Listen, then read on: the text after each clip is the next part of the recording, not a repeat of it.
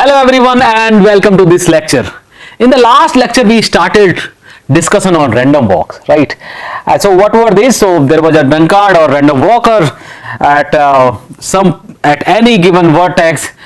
He or she was choosing its neighbors randomly, and we in fact actually discussed the weighted case when there are weights on edges. In that case, the probability was moving to any neighbor was proportional to the weight of that edge, right? That edge between that particular vertex, the current vertex, with its neighbor. Okay, very good. And then we come up with some linear algebra things, some matrices, and in fact let me actually scroll over those. So we had found the matrix M, which was weight matrix. Then we multiply this weight matrix by D inverse, and which was giving you kind of probability transition matrix. Okay, then we discussed that the eigenvalues of so M and D inverse was giving some matrix W. Okay, the eigenvalues of this W matrix were same as the eigenvalues of A, where A is this weighted normalized matrix. Okay, and then we were towards the end, we were proved that eigenvalues of A and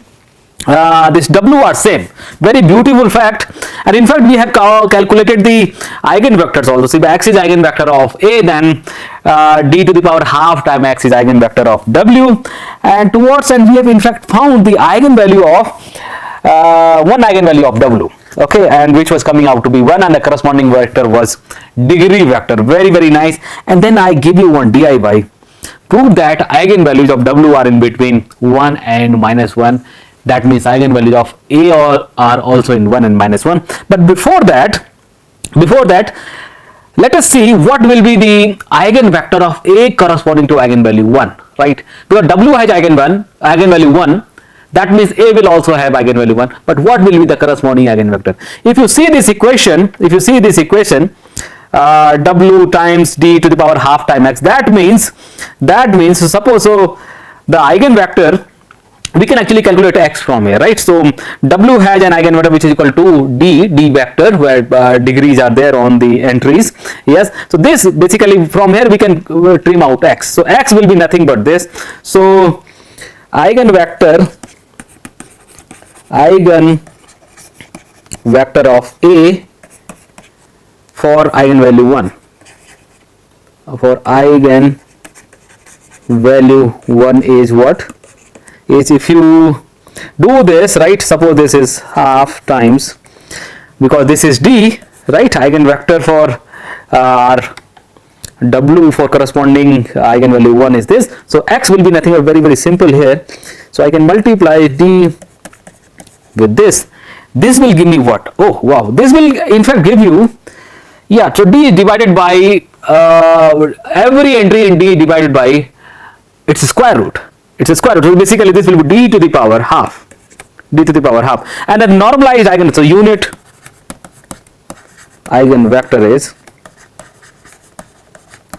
equal to you say what? This and then norm of this, right? Very good. So we will make use of this corresponding to vector of A for 1, for eigenvalue 1, I would say eigenvalue. Very good. Okay, so now next, now you see that this eigenvector is all entries in this eigenvector are plus, right?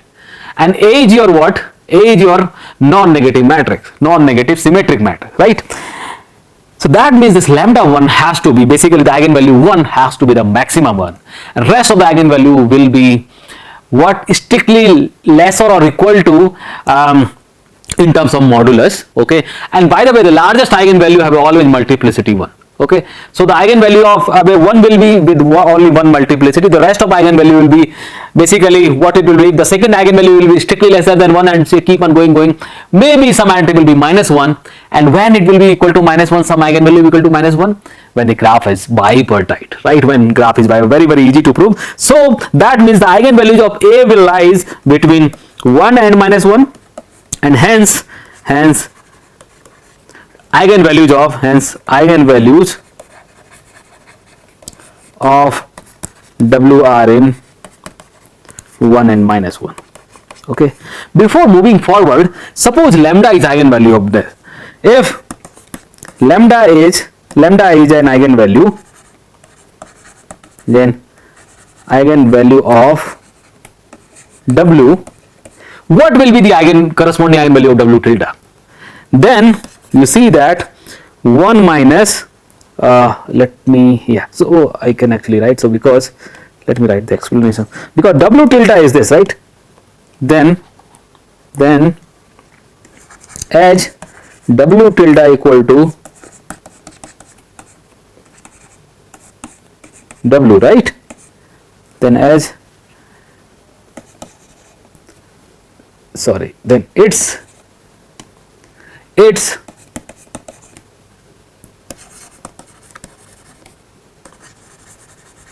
eigenvalues are, very simple. What you do, alpha plus 1 minus alpha times lambda, right? Lambda I, and its eigenvalues are all this, and let us denote it by Wi for I equal to 1 to 1. Very simple fact, right? Very good. Okay, so now let us move to now remember, when alpha equal to 0, this by default will be equal to equal to lambda I, right? Very good. So now how can we move ahead? How will we moving ahead? Okay, so now our aim is what? Remember, our aim was to find basically the limiting probability that what will be the probability of the random walker being at some place, right, after long time. So we essentially want to find PET for a longer duration, like, okay. So if you see carefully, we can actually write this PET as W tilde T P0. P0 is what? P0 is some initial probability vector. Let me tell you what probability.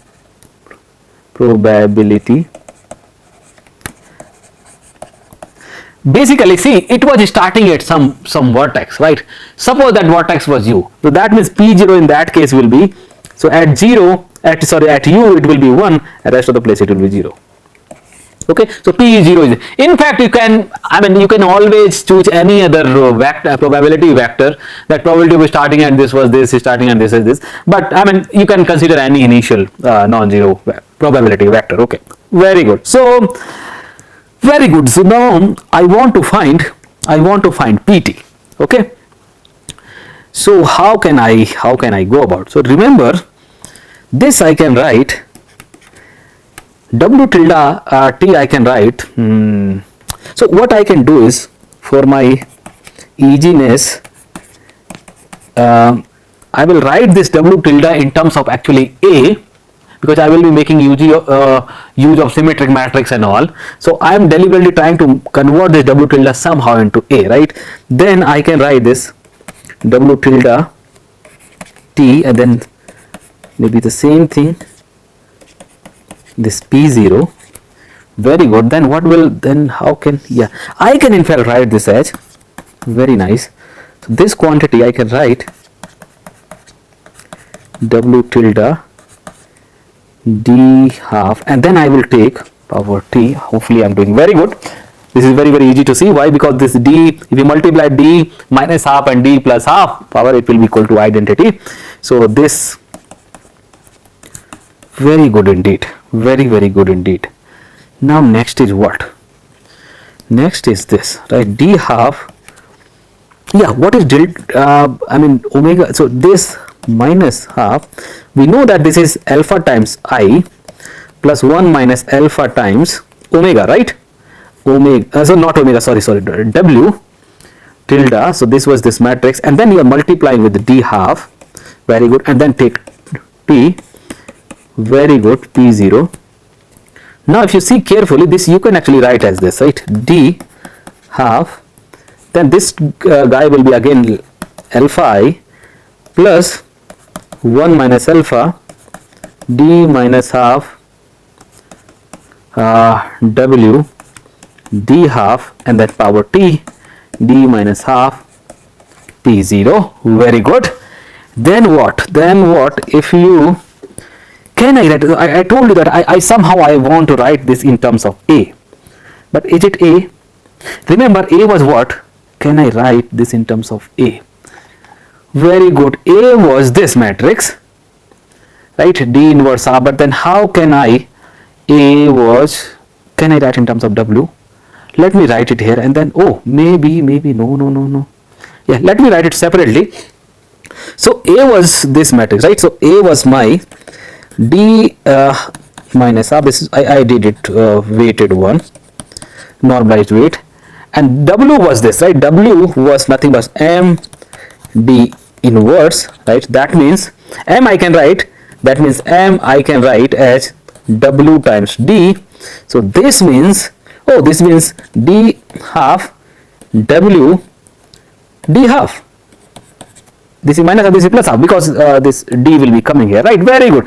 And A to practice is the same thing. Oh, great. So this will be D half alpha I plus 1 minus alpha times A, and now things become super easy for us. Very, very good. Now if you see that A is symmetric matrix, right? So it has n independent or n orthogonal eigenvectors, and this vector is some vector in the space of Rn. So you can actually write this vector D minus half P0 as a linear combination of eigenvectors of A. So suppose these eigenvectors are x1, x2 up to xn, and you can write this as linear combination of these vectors. Okay. Very good. And for simplicity, I am taking this unit vectors, right? And Cn. By the way, we already know the eigenvector corresponding to the, suppose these are corresponding to the largest one, lambda 2, lambda n, right? We already know x1. X1 is the eigenvector corresponding to the largest eigenvalue, which was, I think, coming out to be, yes. Very good. So this was coming out to be D half divided by its norm, right? D half. Very good. Now what? Let us hold on for this. We will making use of this shortly.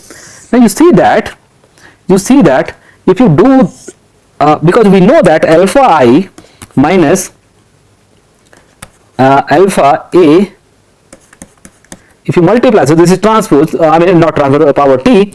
If you do this, you are multiplying with this, right? So let us do, one by one, right? So this will be, so if I do this, right, Cx1 plus C2 x2 and Cn xn, this will give you what? Oh wow! So this will give you, because if you multiply this is lambda I times Ci's, and this will be x. Then this in fact can be written as, because this will be in terms of what? Alpha I minus, so this will be in terms of this. We have just seen here, right? If you multiply with this, so this will be alpha plus 1 minus alpha times xi, right? And this is in fact what? Wi. So I can actually write this this term as, actually it is very simple. So I can actually write this alpha times C1 x1, and let me write it here. So alpha times Cn xn, very simple, and then I will correspondingly write here minus, so this is one term, okay, minus 1 minus alpha A, and then you multiply A with these guys, right? A with all. So this will be what? If you see, this will be nothing but C1 alpha 1 x1, right? And so on. Cn alpha n xn, right? Very good. So yeah, now I think this is very apparent that you can actually write this equation as this. If you take this as, let me scroll it. Yeah, very good.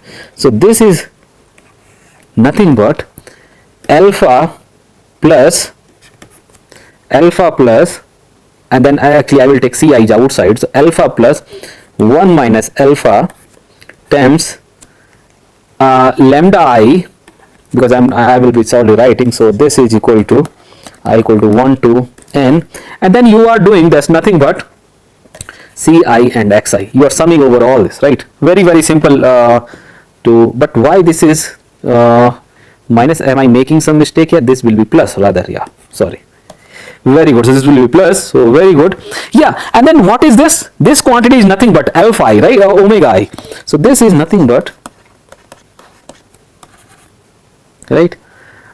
Omega I, oh wow, Ci, omega I is nothing but the eigenvalue of this W tilde, right? Very good. But now we know that the largest eigenvalue of A is what? Lambda 1, which is nothing but equal to 1. We have seen that lambda 1 equal to 1. That will imply what? If you see, if lambda 1 equal to 1, what will be the omega 1? This implies that omega 1 is also 1. Okay, omega 1 is also 1. Very, very good. Omega 1 is 1, and then our life is much easier. So I can actually write this equation as what? So this is okay, so this was about this equation, right? Only this much, but I have to still do this t times. I have to do this t times. So that means from here it will implies that let me write the full. So pt was this, right? pt was coming out to be, let me write it again. pt was coming out to be this equation is d to the power by 2, and then this was coming, and we have already seen what will be this. And if you do the power of this, right, this power will be nothing but you will be, I mean it's very straightforward to see that is nothing but if you do that, this will be power of t, right? And then ci xi's, okay, and then what? Then you are multiplying this quantity with, yeah, so we have already multiplied this, right? So this will be equal to this. Very good. Now what? Now what can we follow? We already know that lambda 1, omega 1 is nothing but 1, right? So can I separate the largest term maybe? So if we do this, the omega 1 is 1. So this will be, yeah, very good, C1, X1, and then I can write d half, then summation over I equal to 2 to n omega I times t by power t, and then cixi. Very good, very good. Can we know, what can we deduce from here? Now remember, before that lambda x1 we already know, right? X1 was this, but what about C1? Can we know C1? What is C1? Oh wow, C1 actually we can compute from here. C1 is nothing but, let me write, C1 is, so X1 is already, we know that this is d half divided by norm of d half, right? We already know. Now C1 will be nothing but X1 transpose this quantity, X1 transpose d inverse P, d to the power minus half P, d to the power minus half P0. Very good. So let me solve it. D half, very good, then d to the power minus half P0. What will be this quantity? Okay, so this will be actually transpose here. What will be this quantity? Is nothing but you are dividing each degree by the corresponding degree here due to this, right? So this will be nothing but 1 transpose, then mod of, I mean the norm of d half, and then you are multiplying with P0. Remember, P0 is a probability vector, so addition of all these entry will be 1. So this is nothing but 1 divided by d to the power half. Okay, now I can completely write what will be PT. So this implies that PT is nothing but wow, so d half, first is d to the power half. C1 we already know. C1 is now 1 divided by, so let me divided by d to the power half. Okay, and then C1 you know, X we already know. C1 X is this d half divided by norm. Again, wow, norm is again coming. Okay, norm is square, basically norm of this vector is square.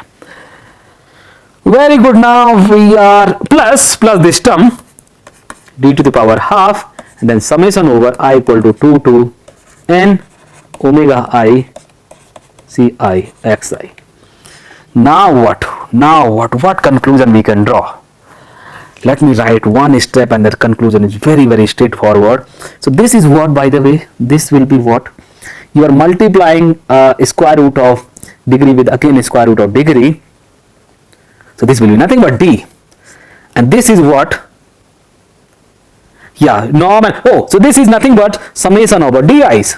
Okay, so I equal to 1 to n and plus this term n omega I t c I x I. Wow, so what will this give? What will this give? If you see that the first term is independent of p0, I mean from where you start, right? It is independent of in fact time, but the second term depends on time. We already know that omega 2 is lesser than, in fact, than omega 3 are lesser than omega 1, which is equal to 1, right? So as t grows, this term goes down, down. Basically this term decreases, decreases as t increases. Okay, and after sufficiently longer time this will be tending to 0.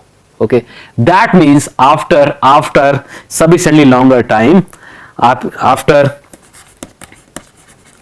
sufficient longer t, pt is nothing but this quantity, right? It won't change at all, right? I equal to 1 to n and summation of di's. Okay, so let me write it clearly. So this is 1. Okay, so this is called limiting, or I mean stationary probability. Let me call it, maybe let me denote it by pi. Okay, some pi. Okay, very good. This is independent of t. Now since why this is 0? Because this omegas are lesser than 1. But you may be wondering that it could be minus 1 as well. Omega I could be minus 1 as well, right? Because lambda I, we have seen that lambda I could have been minus 1. In what case lambda I will be minus 1? It will be when graph is bipartite graph, right? In that case, I suppose assume that right now the alpha is 0. Okay, in that case completely, if you see that omega is nothing but, if alpha is 0, omega I is nothing but lambda I becomes minus 1, right? When graph is bipartite, hence omega I will be also be minus 1. And then if you see that this quantity will be, for even and odd, this quantity will be fluctuating, right? There will be last term which will be fluctuating. It will never ever be, I mean, the thing we were saying that as t increases, this quantity becomes will decreases and finally it becomes 0. But for the bipartite graph, this will never happen because the omega achieves this minus 1, right? In that case, fluctuating things will be going on. So in fact, for when alpha equal to 0, for bipartite graph, and we are by the way taking about the connected graph, right? So for bipartite graphs, there is no stationary distribution, stationary or pi or whatever, or limit, stationary probabilities or constant probabilities, whatever you, okay?